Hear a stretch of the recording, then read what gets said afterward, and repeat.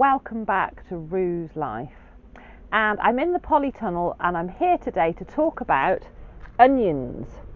So by now most of you will have harvested your onions, whether you've grown them from seeds or sets, whether you've overwintered them or you started them in the spring. I've had a really bumper crop of my onions this year and I grew them from sets. I have been curing them here in the polytunnel by storing them this way up in the slats. I have started to process them, but I thought I'd show you what it is that I do with my onions, because there are multiple things we can do with them. So one of the most traditional ways of storing our harvested onions is to plat them like this. And I do this with some of our onions. The reason I don't do it with all of our onions is that I do actually grow a year's supply of onions, and historically we have lost quite a lot of onions storing them this way. They'll only keep for so long. So I've got this plat and I'll show you how I do that, but the other onions I store in a different way. So these are all the onions that when I was harvesting them, they had nice floppy tops, they hadn't tried to bolt, and I know that they will store well like this. So they've been cured the same way in the polytunnel by storing them with the bulbs in the slat and the stalk end down. And when they were ready, I platted them up. So I'll just pop these back in the polytunnel. So as I say, I've learnt over the years where we've had lovely strings of onions and we've been picking and using them, and every now and then you'll get one that's not brilliant, but I find I lose an awful lot, and sometimes they look fine until you come to use them and then they're just mush.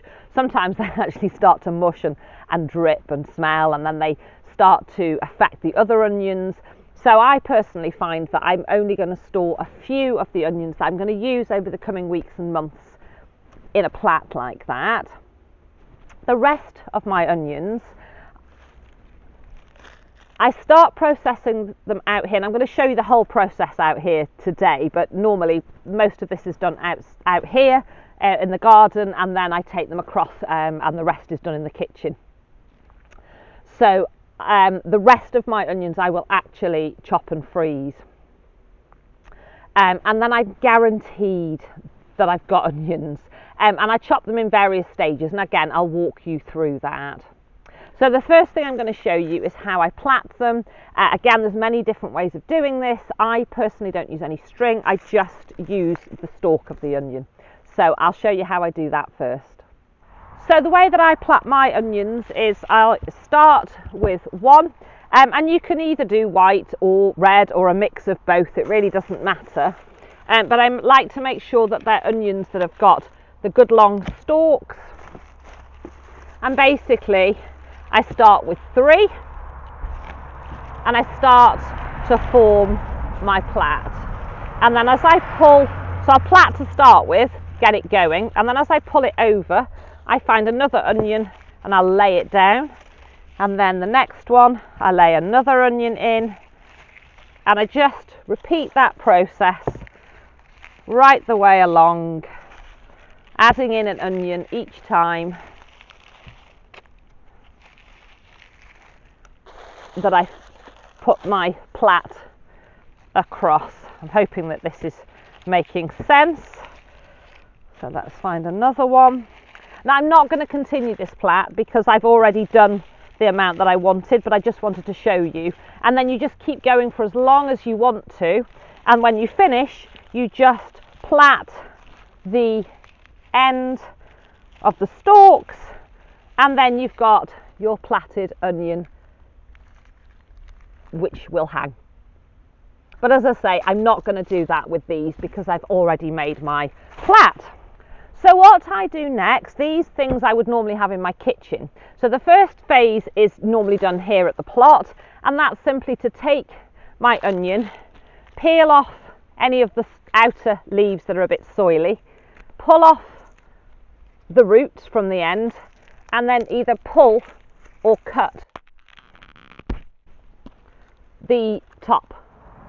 So again, next onion, I peel off any of the outer skin, remove the roots, pull or chop with scissors. So you're now left with these lovely onions. And I would do that process now for all of the ones that I've got, which I will show you here in my basket. As I say, I've already taken out the ones I wanted to plat, which I've shown you, and then the rest were in this green basket. A third of those have now been processed in the way that I'm going to show you. And as I say, what I do is I start off by just taking them out and processing the way I've just shown you. So taking an outer shell off, pulling off the roots, taking off the top, and I would just keep going until I've got a lot of onions. But I'm going to move on to the next stage in true Blue Peter fashion for you today, just because I want to show you the process. You don't want to watch me doing the same thing repeatedly. So this phase would normally be done in the kitchen, but I just wanted to show you everything all in one place. So I've got a chopping board, I've got a knife, I have got a China graph pencil. I would normally have a whole stash, but I've brought one to show you of these bags. These bags I reuse, so they've got a zip type top. And we can write on them with the China graph. They go in the freezer, and once we've emptied the contents, we actually wash them, rinse off what was on the label, and then we can reuse them. And these are great. They you know, we can use them again and again and again for all of our vegetables. And then the other thing that I have is this really funky little hand processor, and I'll show you how that works, and I cannot recommend it highly enough. I discovered it, oh crumbs, maybe 3 or 4 years ago now. Absolutely essential piece of kitchen kit for myself. So what I do next is I'm going to label my bag so it's ready. So I'm going to add in it's August 2022 and it's onion. So what we tend to do is we will store them in a couple of ways. So I'll show you how we do it. So this one, I'm just going to chop off the top and tail,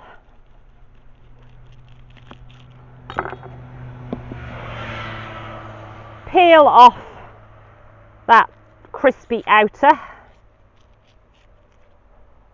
as you would with any onion that you know you're going to prepare for use. And you can see, I mean, these are just beautiful, beautiful onions. So let's take that outer layer off. All this that I'm removing is going to go onto the compost pile to make lovely compost for growing more lovely vegetables. And then, as I say, we have more than one way that we put these in a bag. So we might simply half bag and in. We might quarter them, bag, freeze. And then if we're going to chop them, that's where this amazing funky gadget comes in, and I just can't live without this anymore. So you lift off the top, you can see inside it's got the blades, in go the onions, close the lid, and then if I pull once, twice, you can see here I've got quite coarsely chopped onion, and if I want them finer, you just pull a few more times and you can go right down to really, really finely chopped. And then I will decant those into my storage bag, ready for the freezer. So I really hope that you found this information useful, because when I was a beginner grower, many times I would, you know, venture out and decide what I might try growing, and I would grow it. And then, you know, it's not always so straightforward to know what to do with these things. You know, it's not, unless you're going to pick and prepare and eat, it's learning how to store and process these vegetables that we grow so that we can have a more plentiful supply. Now, you may be the sort of person that literally, you know, grows for a season, picks and eats and enjoys it. But for us, we are trying to become self-sufficient in vegetables, and we are getting closer and closer to that mission. So it's not just a case of harvesting and eating. We need ways in which we can harvest, process and store these vegetables so that we've got a supply all year round. So do let me know in the comments below, have you grown onions this year? Have you had a successful harvest?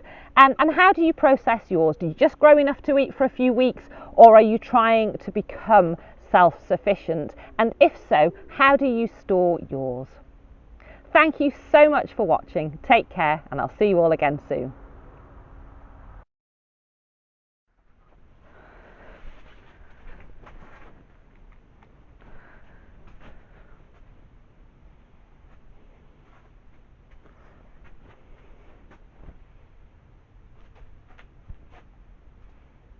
The light is